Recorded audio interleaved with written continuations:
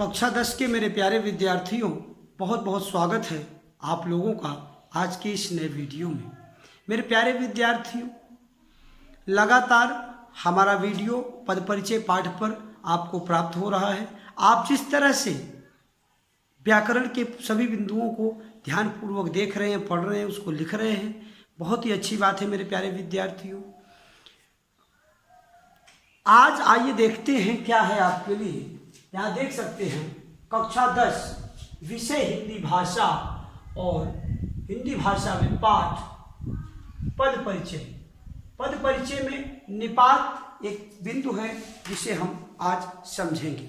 मेरे प्यारे विद्यार्थियों, चर्चा को आगे बढ़ाएं इसके पूर्व मैं अपने उन प्यारे प्यारे अच्छे विद्यार्थियों को धन्यवाद ज्ञापित करना चाहता हूं जो लगातार वीडियो को देखने के बाद अपना नाम, क्लास और सेक्शन वीडियो के कमेंट बॉक्स में लिख रहे हैं।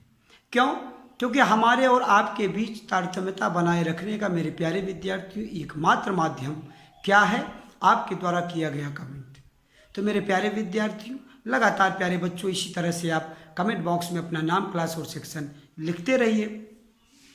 प्यारे विद्यार्थियों, एक लंबी चर्चा, एक बड़ा ही विस्तृत एक विषय, एक पाठ हमारा था पद परिचय।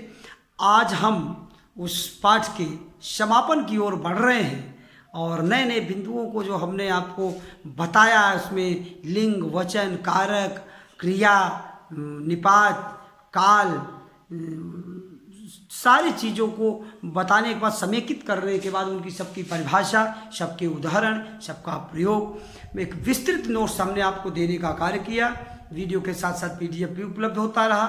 प्यारे विद्यार्थियों, आज पद परिचय पाठ पर दिए जाने वाला ये आप मान सकते हैं कि जो शैक्षणिक जो मटेरियल है, जो सामग्री है, वो लास्ट है। अब हम इसके बाद, जैसे मैं एक यहाँ पर उदाहरण, एक स्टार बनाकर हमने एक उदाहरण लिया है कि रमेश यहाँ तीसरे बंगले में रहता है। ये सब के सब पद हैं। ऐसे शब्द जब वाक्य में प्रयुक्त हो जाते हैं तो वो पद कहे जाते हैं।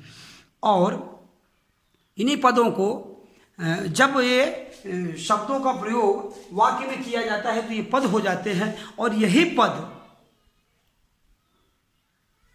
का परिचय आपको देना है। अब इन पदों का परिचय आप किस तरह से देंगे, इसीलिए हमने आपको लगातार बहुत सारे बिंदुओं को समझाया। आप इसमें काल ढूंढेंगे, आप इसमें कारक ढूंढेंगे, आप इसमें वचन ढूंढेंगे, आप इसमें से लिंग ढूंढेंगे, आप इसमें से क्रिया ढूंढेंगे, आप इसमें निपात ढूंढेंगे, आप इसमें बहुत जो भी व्याकरणिक बिंदु हैं वो सब आप इनमें सब में ढूंढेंगे और उन्हीं को आप लिखेंगे। हमने यहाँ पर रमेश यहाँ तीसरे बंगले में रहता है, इसमें हमने 3 शब्दों का पद परिचय देने का काम किया है। रमेश को भी बताने की कोशिश किया है क्या है, तीसरे भी में भी बताया क्या है, और बंगले को भी समझाया है क्या है। इसकी सबकी चर्चा हम विस्तृत आपको समझाएंगे। और अब लगातार 2 से 3, 4 से 5 वीडियो लगभग इन्हीं पदों के परिचय पर लगातार हम देंगे। सीधे यहाँ वाक्य लिखा जाएगा, उन सभी पदों को यहाँ हम क्रमशः लिख के और सबका परिचय देंगे। आप अपनी नोट कॉपी में अभ्यास के लिए उनको लिखिएगा। कुछ पदों को मैं लास्ट में दूंगा गृह कार्य में, जिससे आपको अपने से करना होगा, जैसा कि आज हमने यहाँ भी दिया हुआ है, वो भी हम आपको अभी दिखाएंगे, बताएंगे। प्यारे विद्यार्थियों, आइए चर्चा को आगे बढ़ाते हैं। मैं समझ सकता हूँ कि मेरे द्वारा समझाई गई बातों को आप बहुत बखूबी समझ रहे होंगे, अच्छे समझ रहे होंगे। पद परिचय पाठ हमारा पूरा हो रहा है। अब हम पद परिचय पाठ पर लगातार अभ्यास करने का कार्य करेंगे। इसके बाद पत्र लेखन में कुछ हमारे पॉइंट, क्योंकि अभी तक हमने पत्र लेखन भाग 6 ही आपको उपलब्ध कराया है। पत्र लेखन कम से कम 10 वीडियो हमने अब देने का लक्ष्य बनाकर मैं चला था, तो 6 के बाद हमने उसको स्टॉप किया क्योंकि आपका पीरियोडिक टेस्ट शुरू था। और नियतकालिक परीक्षा प्रथम आपने ईमानदारी से बहुत ही अच्छे से किया होगा, ऐसा मुझे भरोसा है, विश्वास है। तो मेरे प्यारे विद्यार्थियों, आइए बात को आगे बढ़ाते हैं। देखते हैं क्या है निपात। निपात का अर्थ क्या होता है, निपात का मतलब क्या होता है, कैसे इसका प्रयोग होता है, इसको हम कैसे पहचानेंगे, इन सारे बिंदुओं पर, सभी पॉइंटों पर हम चर्चा करेंगे। मेरे प्यारे विद्यार्थियों, आप देख सकते हैं निपात लिखा हुआ है। निपात का अर्थ क्या है? कह रहे हैं कुछ अव्यय शब्द। पहले तो अव्यय को समझ लीजिए। अव्यय जिसका कुछ व्यय ना हो, अव्यय शब्द। अव्यय का अर्थ ही है कि जो कभी भी खर्च ना हो, जो कभी भी जिसका कुछ बदले ना, जिसमें कोई भी परिवर्तन किसी भी दशा या परिस्थिति में जिसमें बदलाव नहीं किया जा सकता, लिंग वचन काल के आदि के आधार पर जिसमें कभी कोई बदलाव नहीं होता, उसी को हम कहते हैं अव्यय। तो कुछ अव्यय शब्द वाक्य में किसी शब्द या पद के बाद लगकर, तो कुछ मतलब क्या कह रहे हैं, निपात के लिए कह रहे हैं कि कुछ अव्यय शब्द ऐसे होते हैं। पहले समझ लीजिए अव्यय शब्द ही निपात है, लेकिन कैसे अव्यय शब्द निपात है वो समझ लीजिए। ऐसे अव्यय शब्द जो वाक्य में किसी शब्द या पद के बाद लगकर उसके अर्थ में विशेष प्रकार का बल देते हैं, फोर्सली डिपेंड करते हैं, प्रभाव जमा कर कहते करना ही है, आपको जाना ही होगा, आपको आना ही होगा, आपको खाना ही होगा। इस तरह से बातें हम अभी देखेंगे उदाहरण के माध्यम से। फिर से एक बार समझने की कोशिश करते हैं कि कुछ अव्यय शब्द मतलब निपात, जो अव्यय है वही निपात है, लेकिन किस तरह का अव्यय निपात है वो समझने की कोशिश करिए। कि वाक्य में किसी शब्द या पद के बाद लगकर उसके अर्थ में विशेष प्रकार का बल ला देते हैं, इन्हें निपात कहा जाता है। किसे निपात कहा जाता है? ऐसे अव्यय शब्दों को निपात कहा जाता है जो वाक्य में आए शब्द या पद के साथ लगकर उस पर विशेष बल देते हैं, उसको कंपल्सरी कर देते हैं, प्रभाव दिखाते हैं, उन्हें ही हम क्या कहते हैं? निपात कहा जाता है। विशेष प्रकार की बात करते हैं कि विशेष प्रकार का बल या अवधारणा देने के कारण इनको अवधारक शब्द भी कहा जाता है या कहा गया है। अब आप समझने की कोशिश करिए। अव्यय शब्द ऐसे अव्यय शब्द जो शब्द या पद के बाद लगकर उसको वहां पर प्रभाव दिखाते हो, यहाँ देखिए के बाद लगकर उसके अर्थ में विशेष प्रकार का बल देते हो, ऐसे अव्यय शब्द निपात हैं और इन्हीं निपातों को ही क्या अवधारक शब्द भी कहा जाता है। इस बात को ध्यान रखें। तो अवधारक शब्द अव्यय, ऐसे अव्यय जो शब्दों या पदों के बाद लगकर उस पर विशेष प्रकार का बल देते हैं, और इधर निपात, ये सारी चीजें क्या हैं आप समझने की कोशिश कीजिए। आगे देखिए क्या कहते हैं। कह रहे हैं प्रमुख निपात इस प्रकार है। कुछ देखिए जितने सारे अव्यय शब्द सब साथ साथ ज्यों ही और, तो सभी जो अव्यय वो निपात नहीं है, ये बात जानते रहिएगा।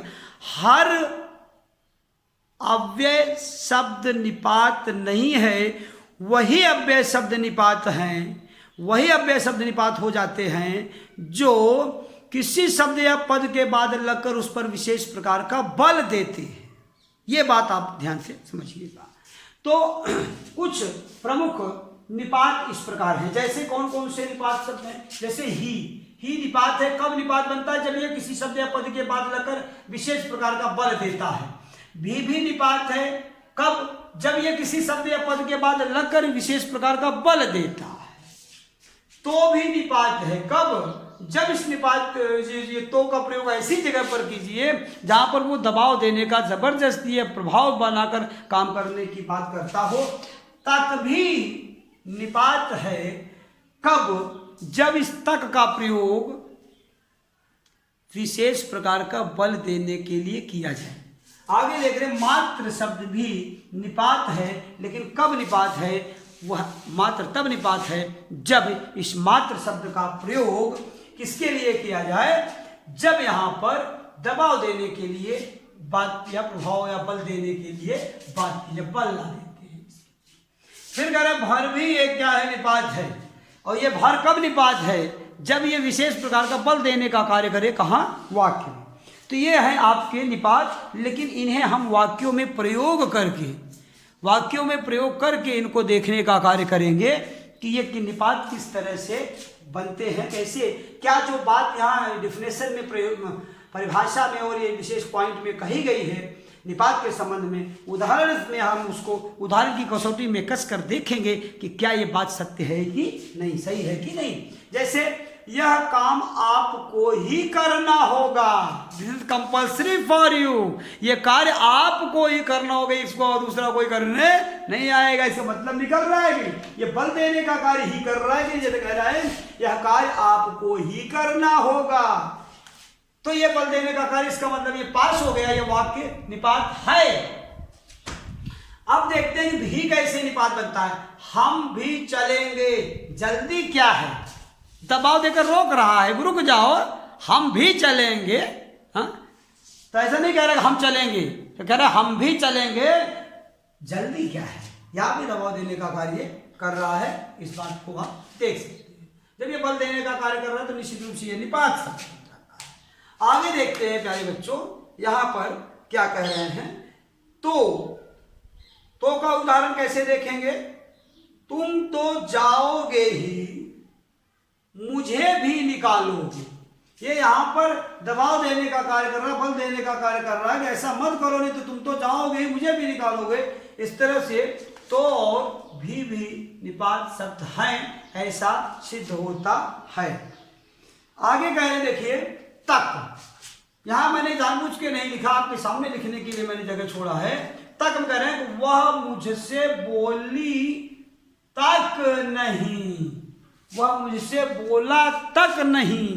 मतलब यार बोलना तो चाहिए था ना उसको। ये बात उदाहरण क्या कह रहा है, वह मुझसे बोली तक नहीं, वह मुझसे बोला तक नहीं। हाँ, कुछ भी कर दीजिए, बोला तक नहीं, बोली तक नहीं, तो बोला तक नहीं, उसने मुझसे बात तक नहीं किया, ये आप समझने की कोशिश कीजिए। तो ये बल देने का कार्य कर रहा है बोलने के संबंध में। तो ये क्या हो गया, निश्चित रूप से ये निपात हो गया। फिर कह रहे हैं, अब मात्र को थोड़ा सा देखने की कसौटी में कसने की कोशिश करते हैं कि मात्र किस तरह से तो कह रहा है कि मैं भी निपात हूं। कैसे, शिक्षा मात्र से ही सब कुछ नहीं मिल जाता। मतलब केवल शिक्षा ही प्राप्त कर लेने से सब कुछ नहीं प्राप्त हो जाता। यहाँ पर मात्र शब्द भी दबाव देने का, बल देने का कार्य कर रहा है। कहाँ पर, वाक्य। आगे कह रहे हैं भर, मैं उसे जानता भर हूं। भाई देखो, उसके बारे में कुछ पूछोगे तो मैं बता नहीं पाऊंगा। मैं उसे जानता भर हूं, केवल जानता हूं हाँ वो कौन है या क्या है, बाकी मैं उसके बारे में कुछ नहीं बता सकता। ऐसा यहाँ पर बात ये बल देने का कार्य कर रहा है, इसलिए इसको क्या है, हम भर को भी निपात मानते हैं। तो कुछ निपात शब्द फिर से देख लीजिए। निपात शब्दों को लिखकर आपको याद करना है, अभ्यास करना है। जैसे भी, ही, भी, तो, तक, मत, भर, ये शब्द हैं जो निपात हैं, इनको समझने की कोशिश कीजिए। यहाँ पर हमारी चर्चा अलग अलग बिंदुओं पर पद परिचय में समाप्त होती है। अब आगे की जो हम बात करते हैं प्यारे विद्यार्थियों, वो ये करते हैं कि अब हमें आगे किस तरह की यात्रा करनी है। अभी तक हमने आपको अलग अलग छोटे छोटे स्थानों को, छोटे छोटे शहरों की यात्रा कराया। अब आपको संपूर्ण भारत देश की यात्रा करनी है। कैसे, इस संबंध में कैसे, अब समझना यह है कि जब हमने ये लिंग वचन कारक सब कुछ आपको पढ़ा दिया, क्रिया से लेकर विशेषण तक सब कुछ पढ़ा दिया, तो अब पदों का परिचय आपको देना ही होगा। अब आपको समझना होगा, बार बार अभ्यास करना होगा। इसके लिए हमने यहाँ पर एक उदाहरण दिया है कि रमेश यहाँ तीसरे बंगले में रहता है। कभी कभी छिट पुट शब्दों से भी पद परिचय पूछा जाता है। कभी कभी पूरा वाक्य लिख देते हैं और कहते हैं इस वाक्य में फलाना शब्द को, इस शब्द का पद परिचय दीजिए, इस शब्द का पद परिचय दीजिए। तो यहाँ हमने सभी शब्दों का पद परिचय देने का कार्य किया है। रमेश यहाँ तीसरे बंगले में रहता था। ये इन सभी 1, 2, 3, 4 और ये 5 शब्दों का पद परिचय देने का कार्य मैंने किया है। लेकिन हमने एक यहाँ पर चालाकी भी की है। क्या किया हमने, देखो 3 पदों का परिचय तो हमने दे दिया, किसका किसका, रमेश का भी, तीसरे का भी और रहता था। लेकिन 2 पदों का मेरे प्यारे विद्यार्थियों, यहाँ और बंगले, मेरे प्यारे विद्यार्थियों इन 2 पदों का परिचय आपको देना है। हाँ और क्या, हाँ तो इसमें पूरा मानने क्या बात है। अब 3 पदों का परिचय हम दे दिए तो 2 पदों को तुम आप लोग नहीं दे सकते, दे सकते हैं। आप लोग अच्छे बच्चे हैं, अच्छे क्या, हम तो कहते हैं आप बहुत अच्छे बच्चे हैं। लेकिन कब, जब आप डेली का वर्क डेली करेंगे, अभ्यास करेंगे तब। तो सबसे अच्छा बच्चा कौन है, अभी हम पता चलेगा। ये जो आप लोग कितना अच्छा से पढ़ते हो, तो ये जो है आप देखेंगे कि हमने कैसे, जैसे देखिए रमेश, यहाँ रमेश शब्द का परिचय, तो रमेश संज्ञा है। कैसी संज्ञा, रमेश व्यक्तिवाचक संज्ञा, अगर नाम ले लिया तो व्यक्तिवाचक। फिर कह रहे वो रमेश जो है वो क्या है, पुल्लिंग है। हाँ, लिंग है, पुल्लिंग है। कौन सा वचन है, एक वचन। रमेश तो रमेश भी है ना, रमेशों तो नहीं है, रमेश एक वचन है। फिर क्या, कर्ता कारक है, रमेश ये कर्ता कारक। फिर बात करते हैं कि यहाँ हमने तीसरे शब्द का लिया विषय, मतलब परिचय। तो तीसरे पद को कैसे कहेंगे कि तीसरे शब्द जो है वो विशेषण है। और कैसा विशेषण? क्रम सूचक विशेषण है, पहले दूसरे तीसरे। तो फिर क्या है, संख्यावाचक भी है, संख्या भी बता रहा है। फिर क्या, पुलिंग है, पुलिंग की स्त्री। तीसरे तो तीसरी तो नहीं है, तीसरी होता तो स्त्रीलिंग हो जाता, लिहाजा हम यहाँ निर्णय करते हैं कि ये तीसरे जो है वो पुलिंग है। फिर कह रहे हैं कि कौन सा वचन, कौन सा है?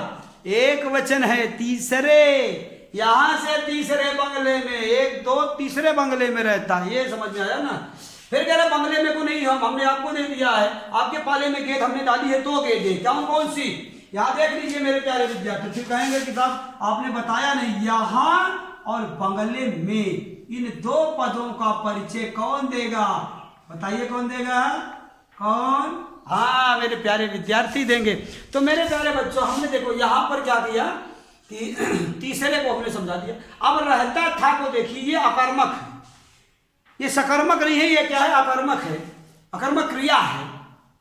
रहना क्रिया है ना, तो रहना शब्द रहता बना हुआ है, तो रह से। फिर क्या, एक वचन है। फिर अन्य पुरुष है, हाँ? अन्य पुरुष रहता था, रमेश यहाँ तीसरे बगल, तो अन्य पुरुष। फिर क्या, भूतकाल है, रहता है नहीं, रहेगा नहीं, रहता है होता तो वर्तमान काल, रहेगा तो भविष्यकाल। अब यहाँ है तो रहता था, तो इट मीन्स भूतकाल, तो भूतकाल भी है, भूत से लेना। फिर वाच्य देखेंगे तो कौन सा वाच्य है?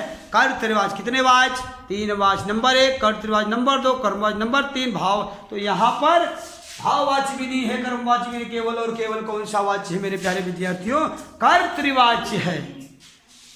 तो आप, मैं आशा करता हूं कि ये चीजें आपको समझ में आई हैं। अब आपको इन 2 पदों का परिचय बंगले में और यहाँ इन पदों का परिचय आपको देना होगा। मैं आशा करता हूँ कि हमने एक लंबी यात्रा अपने बहादुर बच्चों को लेकर जो पद परिचय पर हमने किया, वो हमारे बच्चे उस पर एंजॉय किए होंगे, खूब अच्छे से समझे होंगे। आप लोगों ने नोट्स भी बना लिया होगा।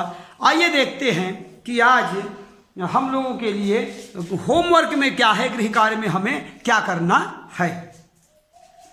तो समझ सकते हैं बच्चों, देखिए गृह कार्य में पहला जो गृह कार्य वो क्या है? निपात को परिभाषा तथा उदाहरण सहित लिखकर याद करें। निपात को परिभाषा तथा उदाहरण सहित लिखकर याद करें। निपात के उदाहरण ये आप देख सकते हैं, ये हैं निपात की परिभाषा, ये है।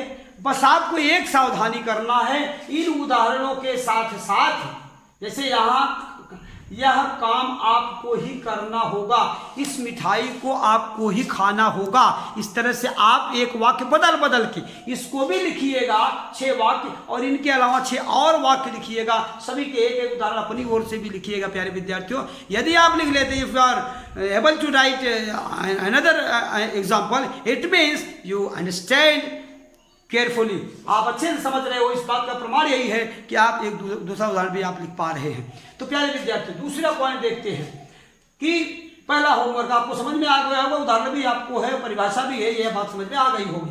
दूसरा कह रहा है कि दूसरा होमवर्क क्या है कि पद परिचय पाठ के समस्त बिंदुओं को लिख कर याद करें। पद परिचय पाठ के समस्त बिंदुओं, कौन से समस्त बिंदुओं? ध्यान देना है मेरे प्यारे विद्यार्थियों।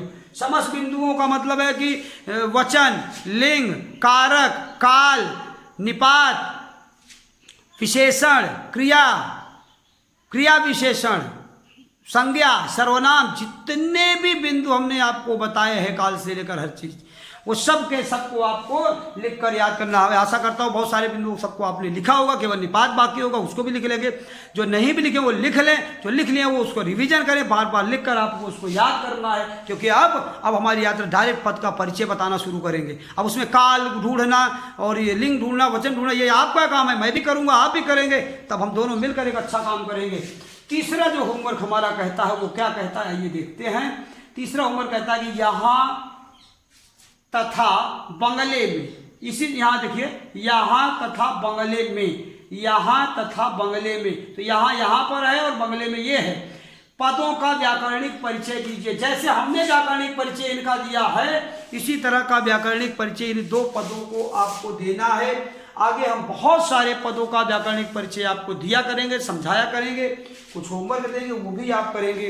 तो इस तरह से आज की चर्चा मुकम्मल होती है, पूरी होती है यहीं पर। अब इसके आगे की बातें हम आपसे नेक्स्ट वीडियो में करेंगे। आज के लिए इतना ही, इस आशा और विश्वास के साथ कि आप घर में रहकर सुरक्षित हैं, अपने बड़े और छोटों सबका ख्याल रख रहे हैं, बहादुर बच्चों की तरह ईमानदारी के साथ अपने कार्य का, अपने कर्तव्य का निर्वहन कर रहे हैं। मेरे प्यारे विद्यार्थियों, स्वस्थ रहिए, घर में रहिए, इसी आशा और विश्वास के साथ आज के लिए इतना ही। मिलते हैं नेक्स्ट वीडियो में, तब तक के लिए धन्यवाद।